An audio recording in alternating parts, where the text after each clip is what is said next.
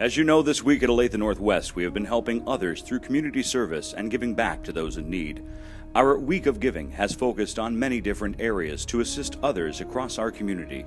It is our hope that this week will spark a drive and a love for community service in all of you at ONW. Giving back, supporting your community, making where you live a better place, provides the ultimate feeling of accomplishment and a love for others that cannot be surpassed. Today is Veterans Day. It is a day to recognize and remember those who have dedicated themselves to the ultimate form of service, community, and country as members of the United States military. Some members of the military throughout history have paid the greatest form of sacrifice and service when they gave their lives for our freedom. We are all forever indebted to them for their service. What you may not realize is that many veterans move on to new careers after their military service. Some of those people are around you each day. You are watching 4 members of our United Olathe Northwest staff who have served in the United States military raise our country's flag here at ONW. Tim Cunningham, Social Studies, United States Marine Corps. Chuck Looney, Science, U.S. Army. Don Gordon, Security, U.S. Army. Dennis Hanners, Security, U.S. Army. As these men raise the flag, please stand. Face the flag in your room. Place your hand over your heart and join together as we say the Pledge of Allegiance. I pledge allegiance to the flag of the United States of America and to the republic for which it stands, one nation, under God, indivisible, with liberty and justice for all. Thank you for your cooperation. Please remember to add your friends and family to our Veterans Wall at lunch today. Hi, I'm Tim Cunningham. I teach Social Studies and AVID. I joined the Marine Corps when I was 17. My family had lived in North Carolina and Virginia Beach.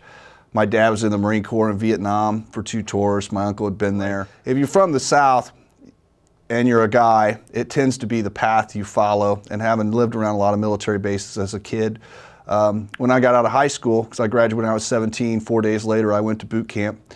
And I was supposed to be a warehouse guy, but I didn't like that idea, so I ended up in the infantry as an anti-tank gunner. So I was a tow gunner, shot a guided missile at tanks. Did that for several years during Desert Storm. When I came back, I switched over to the reserves here in town to 24th Marines and was going to college down at Emporia. Most of the community service I've been involved in has to do with veterans organizations. The American Legion, which I've been a member of for 24 years, something like that now. We do children and youth projects, there's scholarships. We had a kind of a fraternal organization for a while I was part of that did nursing scholarships, so for kids going to nursing school. Right now I'm a lot more active in the Marine Corps League, which is based out of Lenexa, Kansas, VFW.